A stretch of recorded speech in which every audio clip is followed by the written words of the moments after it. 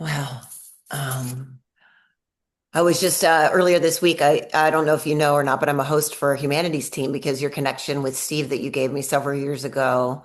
I've been hosting on the platform for them for about 3 years now, and so I've been loving that. So I was just doing something yesterday. It was all really lovely. I just love what you've created in that realm, and grateful to volunteer to be a part of it. So it's been really great.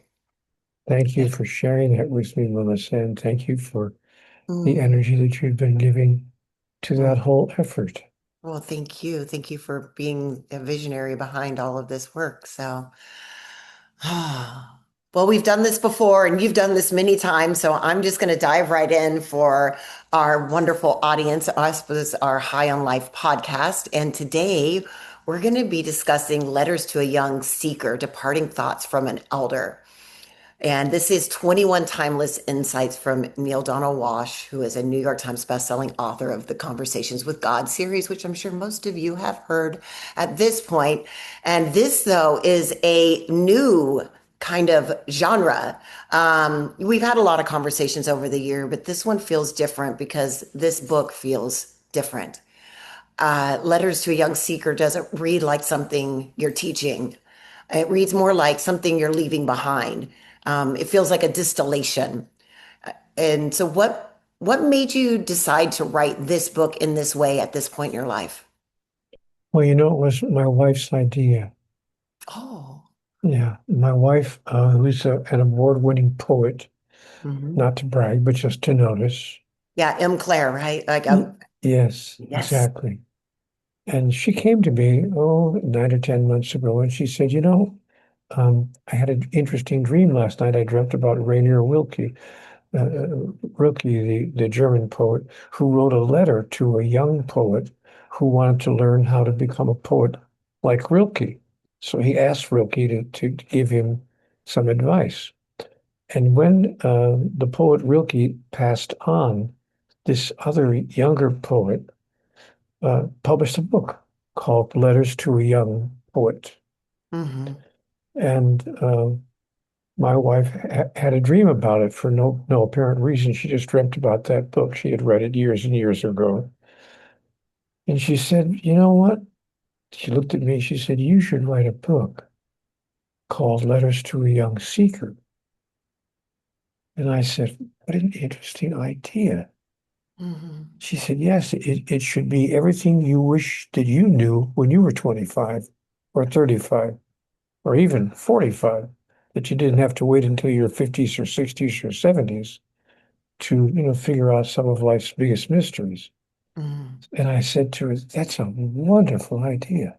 I sat down and I was so excited about it that I produced the entire book in like 9 or 10 days, 12 days, less than 2 weeks.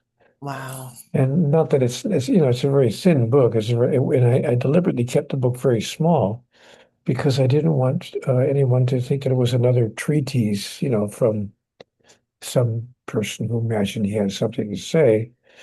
I searched through the 3,000 pages of the Conversations with God dialogue that I had years ago, and I kind of made a decision. I made a choice of which were the 21 most life impacting Hmm. messages that I received in my conversations with God. And I put those in 21 short, very brief letters. You can read each letter in less than a minute and a half. Just, Hmm. a page and a half of a letter. Um, but each of the 21 letters contains one of those messages from Conversations with God dialogue in Hmm. its original form. And it's what I wish, frankly, what I wish that I had known, when I was your age, 23, because, well, that's what you look like. Okay, okay, so you're 25. I'm sorry, I knocked off 2 years. But so in any event, it's what I wish that I knew when I was, in my Hmm. younger years. Yeah. And so I thought, I'm going to leave this behind. And I decided to make the subtitle Departing Thoughts from an Elder. Not that Hmm. I plan on going anywhere soon, but if I did, I wanted to make sure I left behind what I thought were the 21 most significant individual messages that I received in my Mhm. conversations with God. So that's in summation Yeah. why I wrote the book and how it came to be. Well, it's so fascinating. I love first off that there's a woman behind this, and her beautiful poetry is at the end of every one of your letters, also. And very touching to read that.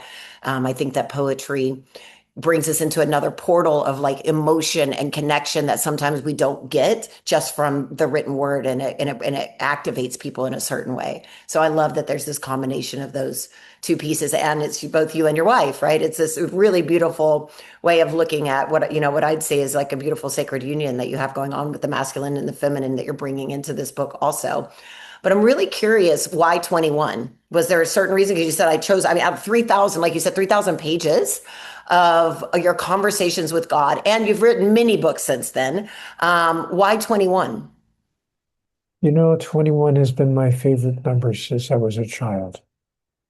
There's no sacred reason for it. It was kind of a childhood reason, but it Mm, was the number on the back of my favorite player on a team which was then called the Milwaukee Braves. Now they're the Atlanta Braves, but they used to be called the Milwaukee Braves. And he was my favorite player. So, mm, and I just kind of kept that number as my favorite number. But then I found out, way, way, way later, years later, that, that the numbers seven and, which is 21 times, times seven is 21 times three. Seven times three is 21. So I kind of like, I've always loved the numbers 7 and 21. mm, But for this childhood baseball reason, then I discovered in the Bible, Matthew chapter 7, verse 21. mm, There's only two things we need to know about God. The only commandments that God really gave us are two. Love God with all your heart and all your soul, and love each other the way you love God. And I thought that's a great summation of the teaching of really every great spiritual master mm, through the centuries. Allow yourself to be in love with the originating source of all this that I call God. Some people call it Allah, Brahman, Yahweh, Jehovah, whatever name suits your fancy. But that if we can really allow ourselves to, in a sense, fall in love with that which created all of the universe, the entire cosmos, and be demonstrating that love by sharing God's love with everyone whose life we touch, mm, even those with whom we disagree. Can we find a way to disagree agreeably so that we can even love those with whom we are not in agreement about their political or economic or social commentaries or their experience, even their religious experience? yeah. Can we even love those who don't belong to the same religion that we belong to? So, when I began thinking in that way, I had to give up what had been given to me as a childhood as my foundational religion, because the foundational religion that I grew up in told me that if everybody, and I mean everybody with a capital E, if every person in the universe did not belong to that religion, they were going to hell. Hmm. Yeah. You either had to be a member of that religion or you couldn't go back to heaven. Yeah. And I thought, now, wait a minute, wait a minute. I mean, really, is this the God we're talking about? Is God's love really a transaction? Is God's love transactional? You do for me what I want, what I need, and then I'll give you what you want. But if you don't give me what I need, you don't get what you want. Worse yet, not only do you not get what you want, I will punish you with everlasting damnation. And talk about a punishment that's out of proportion to the offense. I mean, even if we didn't belong to the so-called right religion, in one lifetime. What is one lifetime compared to eternity? It's like 30 seconds compared to a year, if you want to use proportional dynamics. And if, so if your child misbehaves at the dinner table for 30 seconds, just to get attention, like children sometimes do you turn to the child and say, go to your room for the next 25 years? Yeah. I mean, really, do Right. you punish the child in a way that's so out of proportion to the offense? So my religion was asking me to believe in a God who said, you're going to suffer for all of eternity if you don't join the right religion in one of your 475 lifetimes on the earth. One of the many times that you have reincarnated into the physical body. Yeah. So, those are some of the reasons that I wrote Letters to a Young Seeker, because I wanted to explain to those who are coming up behind me, life isn't what some segments of our society have told us that it is. And not Mhm. just our religions, but our economical system, our political system, our system of nationalities from one nation to another, that we think that we're somehow better than some other nation. Mhm. Can't we all just find a way Yeah. to get along, to love each other, and to be kind to each other, our differences notwithstanding? I think it's our differences that make us attractive to each other. I mean, I look at you and you're different from me, and in some very interesting ways, as the French would say, vive la différence. Yeah. So those are my ideas in 4 or 5 quick minutes.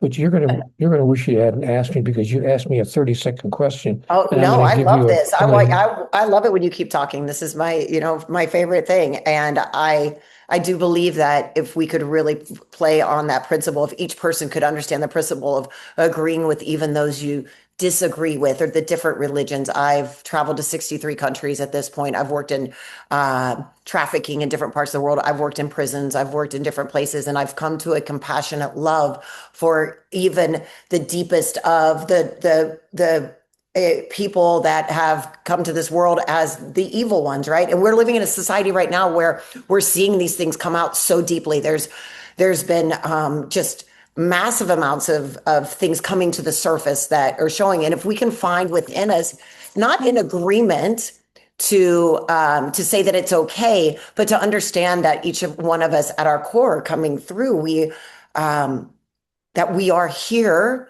for an experience. We're here for this, but that we are all part of that source. And so there's something good in each one of that. And so I've learned it through my own experiences to have that compassion and working in prisons and working with some of the parts of society that most people would say, well, they're just, admonished and they're evil.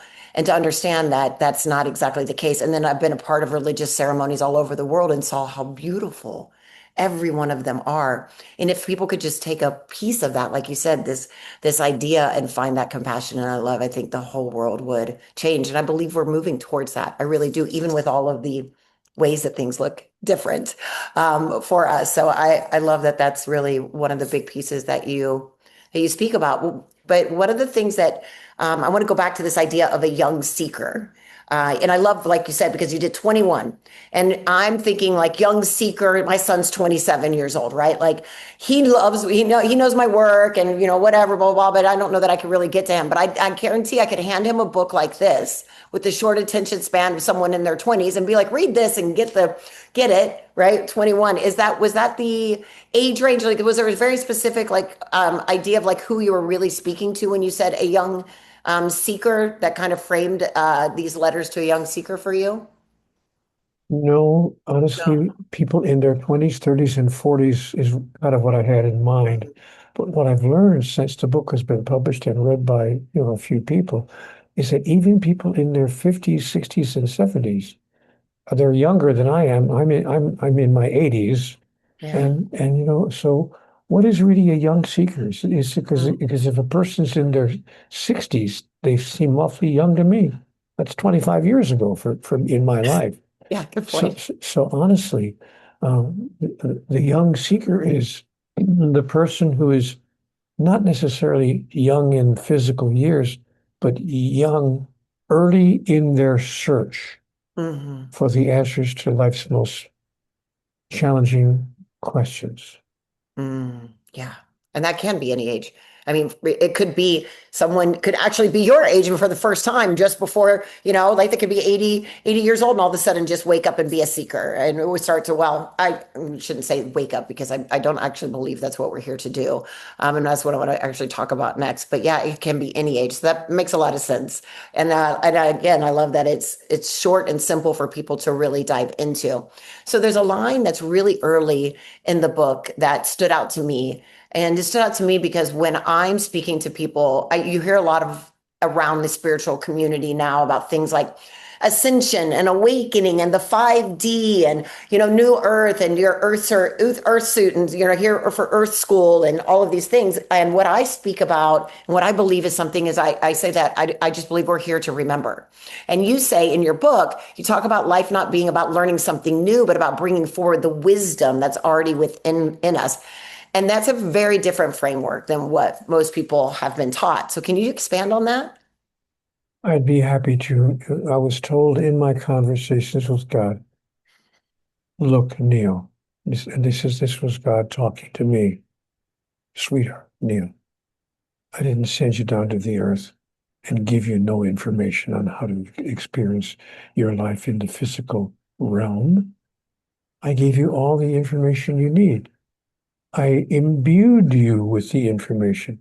Each one of you, every sentient being in the cosmos, not just those of you on Earth, but every sentient being in the universe is an individuation of divinity Mm, in which I have implanted the wisdom, the clarity, the understanding, and the awareness of divinity itself. Put into two words. What I've put into each one of you in two words is pure love. mhm, No one has to explain to you what love is. Even people who have never been given lessons in love know what love is. They go outside and they fall in love with an apple tree, or they fall in love with their new car, and mm, hopefully they fall in love with other people. And when we learn how to love, by the way, speaking of falling in love with other people, when you can learn to love the person in the mirror, when you can look at that image of yourself in the mirror and say, I love you. You are lovable. You are worthy of my love and worthy of God's love. Then we can see everyone else in the same light, even if, as we've said, even if we don't agree with certain points of view that they hold or certain behaviors that they have exhibited. But we've come to a place where we learn that pure love needs, expects, requires, and of course demands nothing in return. mm, mhm. Melissa, it Yeah. took me 35 years to learn how to love another person that way. Mm, I went through more than one marriage that failed because I didn't understand that love is not a transaction. It's not I love you if, like a trade deal between nations. Give me what I want and I'll give you what you want. No, that's not love. That's a transaction. mm, If I only love you for what I can get from you, then I'm not loving you at all. I'm simply loving me, using you as an instrument, using you as a tool. But if I really love you purely, then I need, demand, and expect nothing from you in return. I simply love what I see across the room, whether I get anything out of it or not. But it took me until I was in my 50s. Actually, to be honest, I was 63 mm. before I could turn to the person on the pillow next to me and say to her, darling, I love you no matter what. I love you no matter what.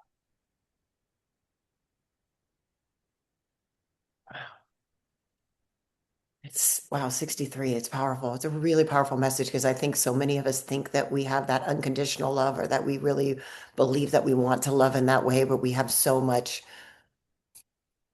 in us that keeps us from being able to do that. And I would love to say that that's how I walk in the world, but I don't know that I honestly can say that at 48 years old that I still have that. I work on it. I believe it in many ways, but it's a process. Um, One of the first, so your book is talks about inner awareness, and you have like inner awareness number one and number two, and that's connected to these 21 truths. But your first one says it's just 9 words, and you basically say this is the summary of the overall message that I'm coming here to share after 8 decades of your life's journey, and it's there's more going on here than meets the eye. What do you mean by that? I mean exactly what it says. In this lifetime that we're experiencing on Earth, my friends, there's more going on here than meets the eye. When I was a young man, I thought it was really very simple. There's a very simple formula for a young guy in, the age of 18 or 19. Get the car, get the girl, get the job, you know, get the house, get the nice place to live, get the spouse, get the better car, get the better job, get the Mm, better spouse, get the children, get the grandchildren, get the office in the corner with your name on the door. Get the building on the corner with your name on top of the building. mm, Then get the retirement watch, get the gray hair, get the grandkids, get the cruise tickets, get the illness, and get the heck out. mm, And that was my formula for life. That's what I thought I was here to do. And I thought that because it's the formula that I was observing at least 80% of the people that I was watching in life, following some version of that particular formula. And then I was told in my conversations with God, oh, Neale, sweetheart, there's more going on here than meets the eye. You're not here to get the girl, get the car, get the job, get the house, get the building with your name on the top of the building. You're not here to get, you know, a big bank account and your life has nothing to do with any of that. You are a spiritual entity, Neale. All of you are spiritual beings simply having a physical experience. And you mhm, can do some of those things in your physical experience, fair enough. You can, get the partner, get the office in the corner with your name on the door, get a small degree of fame. You can travel to 63 countries and be known around the world as the person, who goes to all these religious ceremonies. But, but that's not what your life is about. Neale, you are a spiritual being. You're a soul, and your soul has an agenda which has nothing to do with your income, your partnership, your relationship. Those are merely ways that you demonstrate that you understand your agenda. But your agenda, Neale, you've come to the realm of the physical in order to experience fully who you really are, in order for you to demonstrate and express yourself as an individuation of divinity, that God may know itself in, as, and through you and every other sentient being in the cosmos. mhm, So I said to God, okay, but that sounds all very wonderful, platonic, but how do I do that? And God said, it's just so simple. It's unbelievable. Just love everybody. And that doesn't mean that you condone everything that everybody does, that you agree with, that you want them to continue it, but it means that you love them even though you might have some serious disagreements with their behaviors or their ideas or their activities, but you've learned to disagree agreeably. And if you have a disagreement with another person that's very serious, you allow them to know in a loving, compassionate way how and why you disagree, and see if you can help them move to a place where they're closer and more aligned with your innermost truth, assuming that your innermost truth is foundationed in pure love. Mhm. You know, I'm describing here our relationship with God. In my understanding, this is how God loves us, without condition, without limitation of any kind. God doesn't say, I love you if. God says, I love you because Mhm. you are my creation. You're part of me. None of us are separate. There's only one thing.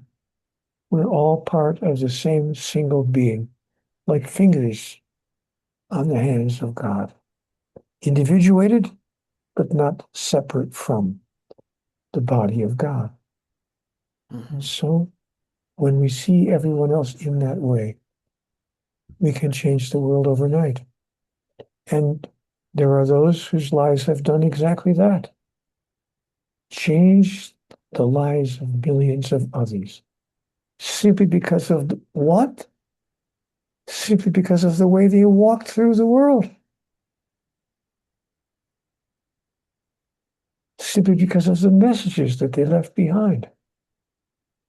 Simply because of the truths that they exhibited in their behavior. People like Catherine of Genoa, Julian of Norwich, Mother Teresa, the Buddha, Muhammad, the man called Jesus. They all said some version of the same thing. Mhm. It was very simple. The message was given to us very simply. You want to know how to make it all work? Neale, simply do unto others as you would have it done unto you. And Neale, love, love, love your enemies and pray for those who persecute you and do good to those who would do you evil. If a man slaps you on the right cheek, turn and offer him your left. If a man steals your coat, give him your shirt as well. Mhm. And if a man demands that you walk 1 mile with him, go with him 20. It's really very simple. Mhm. It is. It is very simple when you put it like that and you feel it and notice it in that way. We could all see, we all have divinity within us. We are the I am that, you are that, and we could just treat each other that way. When you were young, around the age of 9 or 10, you had a very prophetic dream where you had the thought that nothing matters. And it said it took you many, many years to actually understand what that meant. Can you share a little bit more about that story and what? Yeah, I was attaching to the events of my life at the age of 9 and all through my early teenage years as well. I was attaching meaning to them, to these events, but not my meaning. I was attaching the meaning that my religion, my society, my culture, my family Mhm. attached to them. So I decided that certain things must, and then, but when I was 9 years old, I did have a dream when I thought that can't be right. You know, wait a minute. It doesn't mean anything if my brother gets all the praise at the dinner table and all I get is criticism. That's how I experienced my life when I was 9. I simply couldn't do anything right, you know, Mm, and I understand now looking back on it because I was the misbehaving one. I was the one who always wanted attention, and my brother was all very quiet and very subdued and very sweet and very kind, and so he got all the praise, and and I got all the criticism. Son, be quiet. Put your fork down. Behave at the dinner table. Behave at the dinner table. Stop looking for attention. Blah, blah, blah, blah. I can still hear it. Yeah, but I gave it meaning. The meaning was I'm not a good person. I'm not a good boy. So I grew up thinking I'm not a good boy. And you know what? I saw I'm not a good boy. Most of my younger years, even in my adult young years, in my early 20s, I thought, I'm not a good boy. I'm not a good man. I'm not a good person because of all the, things that I've done and the ways that mm. I seek attention and the ways that I behave. I talk too much, blah, blah, blah. I still talk too much. Me too. Good, then we'll get along famously. But, then I came to a conclusion. Nothing has any meaning save the meaning I give it. Mhm. And so I've learned not to decide what culture or religion or my society or my family has told me that my behaviors tell me about myself. I've learned to make the decision myself. Mhm. Nothing has any meaning save the meaning I give it. Just to use an example so that people can understand, the kind of thing I'm talking about. I've had several failed relationships, not just failed relationships, but frankly, failed marriages. I've been married more than once. I've been married more than twice. So I've been actually married more than 3 times. So that when I talk, well, actually, I've been married more than 4 times. So that when I move through well, actually, I've been married more than 5 times. So when I move through my life, my society has told me that, well, actually, I've been married more than 6 times. Mm. I'm not making a joke. I actually put a ring on the finger of 6 different women. I'm Wow. not bragging about it. I Yeah. feel, but I've given it the meaning that I give it because my society was telling me that I was a bad person. I can't get along with anyone. I can't learn how to make a relationship work. It's, Mhm. and only when I changed my mind about what those failed relationships actually meant. What they meant was that I had an opportunity to learn, to improve, to grow, to become the next largest version of myself. I had an opportunity to learn what pure love is really all about so that I could turn to the woman on the pillow next to me and say to her in all truthfulness, I love you no matter what. Mm. Mm. You couldn't stop me from loving you because I don't love you because of what I get from you. I love you because of who I see across the room, whether I get any of it or not. Mhm. I see you. I remember saying that to my present wife 18 years ago when I first met her, and she read a poem to me that she had written. And I looked at her and I just simply said, I see you. Mm.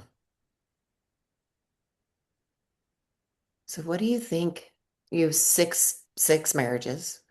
What has been your biggest lesson from all of them in relationships? Like, what did you? Because I believe, like you said, you were saying each moment is growth. You're learning something about yourself. You're learning, something. What is it about each of those? Was there something specific you took from each one, or was there, was there an overall arching theme of something that you were able to take away? Because I think that that's like really powerful. Yes, there was an overall arching theme, and I'm sorry that I've already mentioned it, but is the overall arching theme is, and I'm now in my 7th marriage, by the way. Hmm. And we've been together for 18 years. Now, that may not seem like a lot for a lot of people. They say, well, we've been married 30 or 40 years. Sure. But, for me to be with the same person for 18 years is an extraordinary achievement because it indicates to me that I finally got the overarching awareness, which I mentioned already. Mm, Neil, love is not a transaction. mm, Love is a transmission. God's love is not a transaction. God's love is a transmission.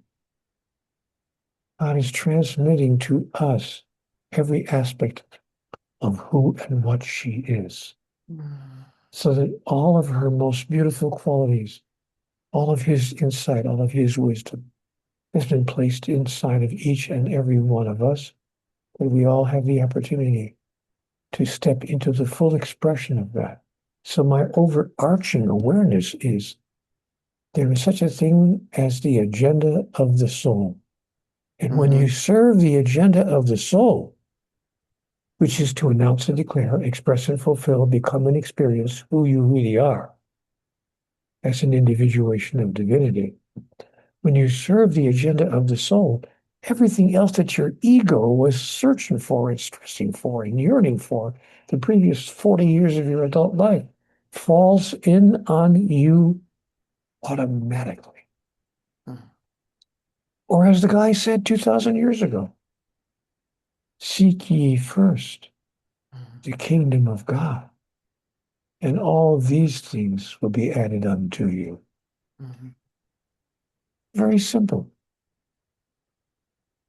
So for the young seeker that's listening to this right now and they're saying, okay, Neil, this sounds great, but what does that look like tangibly? How have you shown up differently in the last 18 years in this marriage?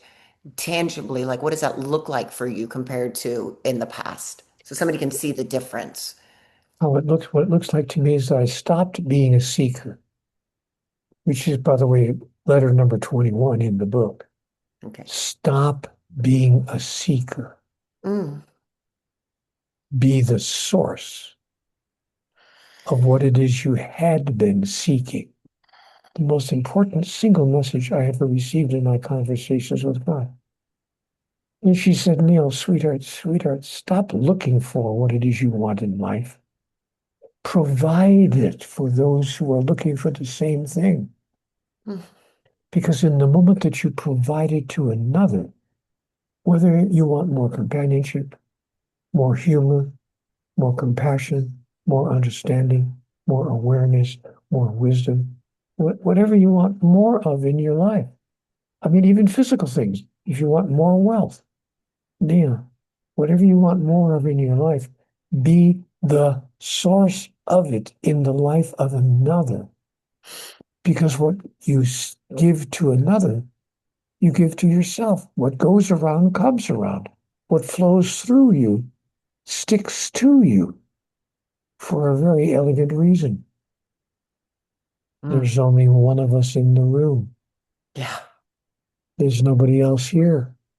What you do unto others will be done unto you because you and the other are one. Mm, So I learned that. And just to give you a simple example of what that looks like. Earlier in my life, I would walk down the street and when I'd see, a street person leaning up against a building with a little basket in front of him with a sign, little cardboard sign that says anything helps. I used to walk right by those people. Uh, I didn't pay any attention to it. I just walked right past them. But after I had my conversations with God, I said, Neil, be the source. Don't be a seeker. Don't mm. spend your whole life trying to earn lots of money. See how much money you can give away. I'm using a practical example. Yeah. So I'd walk by that person now leaning up against a building. This is years ago, early on in my writing career. And I would reach into my pocket and see if I had some folding money. Not a few coins, maybe a $5 bill. Or maybe I was really generous that day, and maybe I even dropped a $10 bill in the man's basket. And he'd look up at me and say, oh my gosh, I can't believe it. Oh my gosh, I can actually go out and get a bag of French fries and a hamburger. Oh my gosh. Thank you so much. And I learned that what goes around comes around. Because whether I was sourcing another person with a little bit of financial abundance, a little bit of humor, a little more compassion, a little more wisdom, a little more understanding, or even a little more sexual experience, I discovered that what goes around comes around. Hmm. And that what you provide to another, you provide to yourself. Because in all true romantic moments, there's only one of us in the room. It looks like there are two of us, but there's only one of us because we are joined together in a single experience called pure love. I think out of the 5 years that I've been interviewing you, Neil, that this conversation that you just said about stop being the seeker, be the source is one of the most profound things that I'll take away.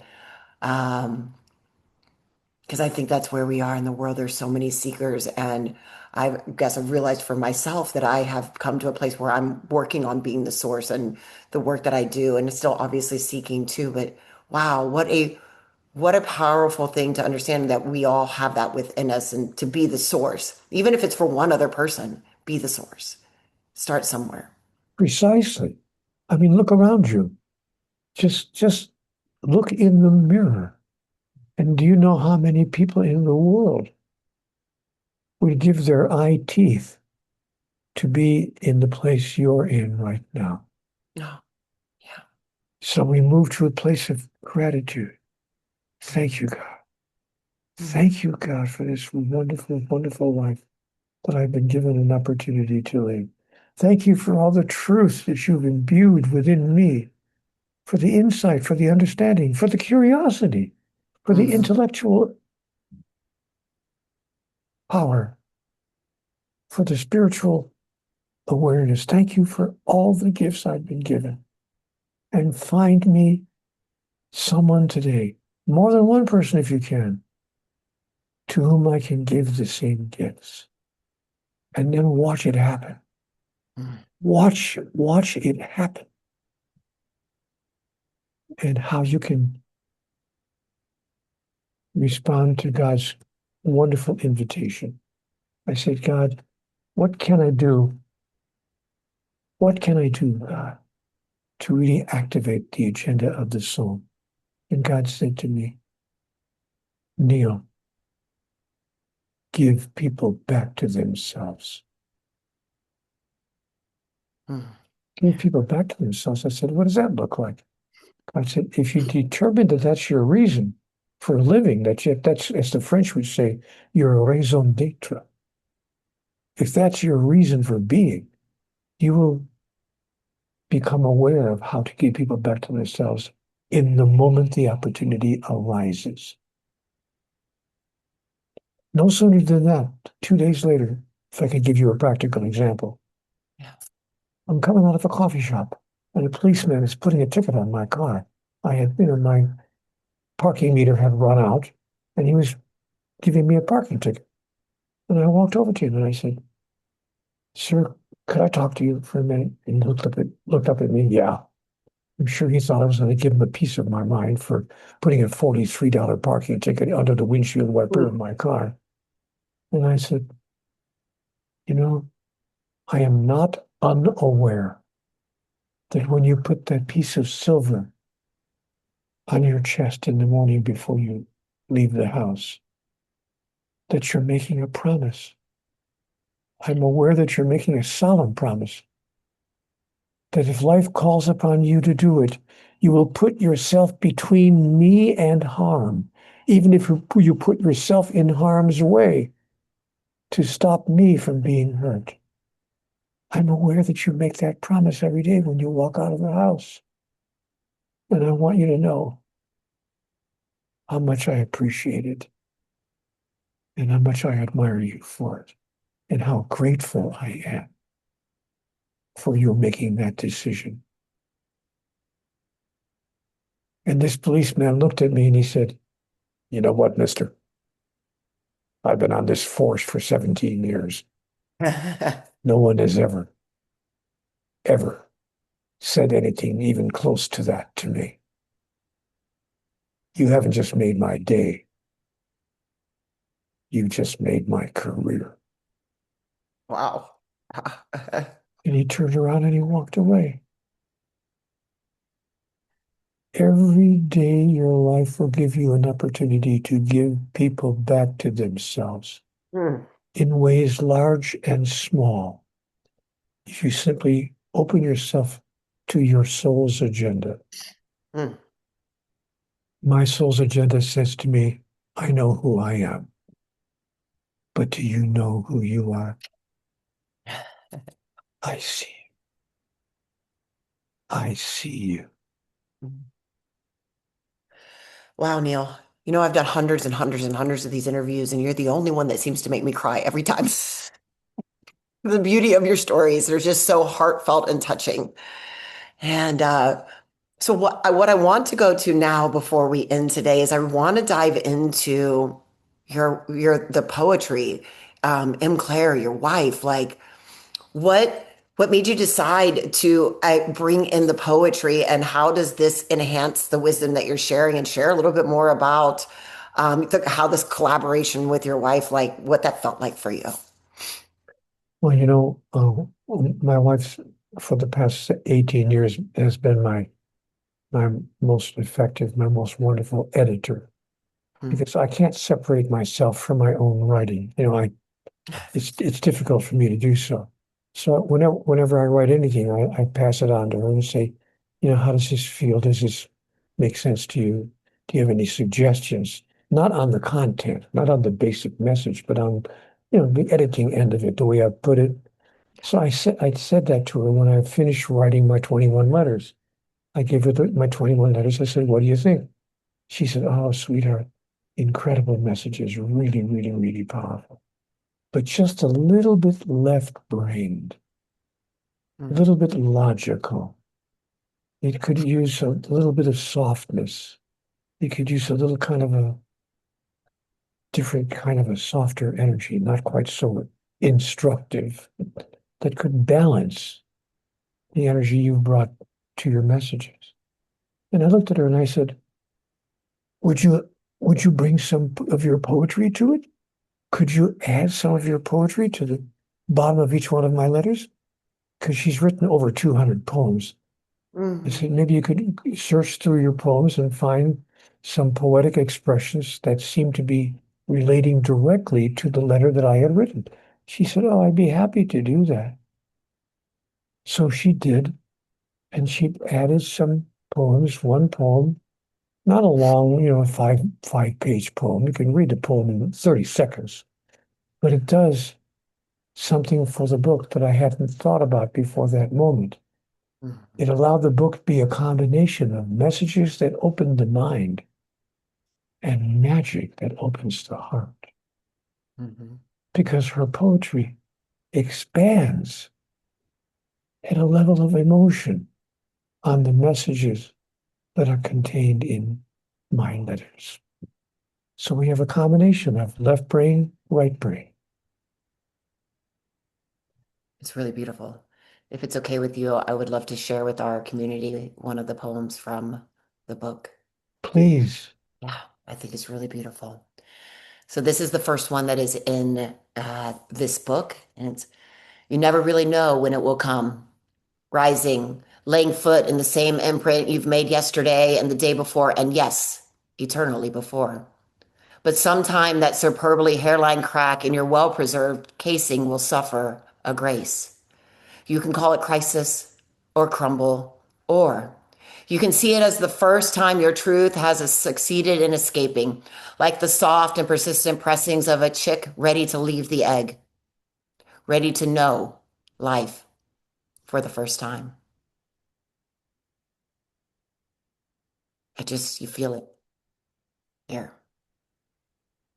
I think it's such a beautiful combination that bringing these two pieces together. Again, like I said, it feels like you said, the right brain and the left brain, the masculine and the feminine, the flow and the logic. It's, it's the perfect balance for something of words that we're bringing into this world as I know I don't believe this is going to be your final book, Neil. But when you say departing thoughts from an elder, I feel like if it is your final book, if you decide never to write another one, you've found a magical mix of these two ways and brought it in a way that's very beautifully distilled. And so my final question, at least about the book, and I'll have something after that, but about this piece is how the heck did you distill 3,000 pages into only 21? How did you pick the 21 that you decided to do? I read through the books. I spent about a week and a half reading through the material. Of course, I know the material very well, so it didn't take me as long as it would take the average person, because I knew the books, backward and forward. But I allowed myself to move through the 9 dialogue books. And when something jumped off the page and I caused myself to remember, oh yeah, right. Yes. That was an incredibly important message. For instance, as an example, when I was told, Neil, there's no such thing as right and wrong. Mm, I said, what? No, that changed my whole life. There's no such thing as right and wrong. And when I came to another message, Neil, never forgive anybody for anything. God will never forgive you for anything because understanding replaces forgiveness in the mind of the master. That changed my life overnight. And when God said to me, Neil, the moment you decide that you want to experience anything in your life, be prepared because its exact opposite will show up in your life. This is the law of opposites. Learning how to use the law to your benefit will provide incredible outcomes in your experience. That message changed my life overnight as well. So whenever I came across one of those messages where I stopped myself and I said, "Oh yeah, I remember this one. Oh yeah, this is the one that really stopped me in my trance." I made that one of the messages in the letters, and I came up with 21 of them. mm, yeah, beautiful. So this podcast is High on Life. And so my final question for you today is, what does high on life mean to you? It means that life provides me the highest opportunity that my soul could yearn for. Mhm. The chance to share, to receive, to give, and to immerse myself in pure love. Mhm. So I'm clear that I don't need to take artificial substances or engage in any particular behavior. I'm high on life the moment I wake up in the morning and I Amazing. say my morning prayer. Thank you, God, for another chance to be my highest self. Mhm. Thank you, God, for another chance to be high on life. And you know what? When I step into my day with that as my primary thought, by golly, if it doesn't return itself to me in the way life manifests itself in my reality. My friend, Melissa, I'm having an incredible life. Mhm. I'm having a wonderful, wonderful life in every way one could imagine.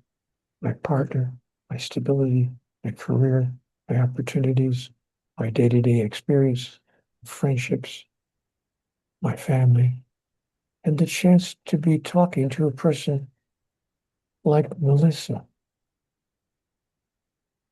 on a podcast that could reach thousands and thousands of people. Who has the opportunity to do that? Ah, anyone who's high on life. Yeah. Well, you nailed it because that was when I wrote my book High on Life last year and then decided to do the High on Life podcast. It was about that exact feeling that you're saying there. And it was really interesting because I came back around after I had built the podcast, wrote the book, did the things like that, and found a vision board that I'd done years and years and years ago. And I had a picture of it, and it literally said on one of the things, high on life. And I was like, oh, wow, we're all just making this up anyways, aren't we? Here we are. You know, high on life. Yeah. So used to be high on drugs many years ago. Now high on life. It's beautiful. Please go to the show notes to see where you can connect with Neale Donald Walsch and also buy the book excerpt letters to a young seeker, departing thoughts from an elder. And thank you, Neale, so much always for your wisdom and for everything that you share and for being the sage and the elder now and bringing the wisdom back to the young seekers in this world. Thank you, Melissa, for the opportunity to share these wonderful messages that have been given to me. I want to make it clear to people before we say goodbye. This is not my wisdom. All I did was take dictation. Mm, But thank you for allowing me to share what was given to me to share to mhm, the rest of the world. Thank you, Melissa. Generous of you. mhm. Thank you. Bye, everyone.